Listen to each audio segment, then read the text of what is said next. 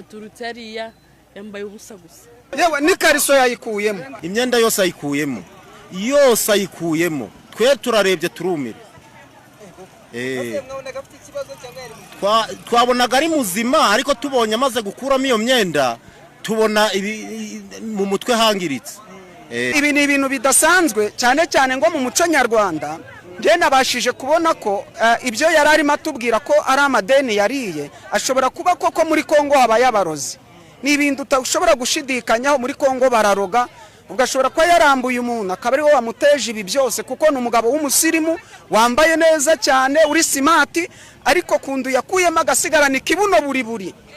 Ni ibintu byose bidasanzwe. Cyakorangiza amahirwe ninge mpisa ko ari umukongomani, tumubwishe mu rurimi rw'Igiswahili, twumva ko ari umukongomani, aratubwira ngo aturutse Ndosho, aturutse ruguru. Ndamubaza ngo ibyangombwa babiri ngo ntabi. Wambutse gute? Ngo nanjye ntago nze kuburyo nambutse. Abwo ndibaza turavuga Igiswahili. Ni umukongomani, twebwe turi abanyarwanda. Urabona agakwiye gukorwa iki kugira ngo nibura abe yafashwa? Je ndumva bamukorera ubuvugizi bakamushira nko kuri polisi, hanyuma yaza kumera neza cyangwa se bakamujyana kwa muganga.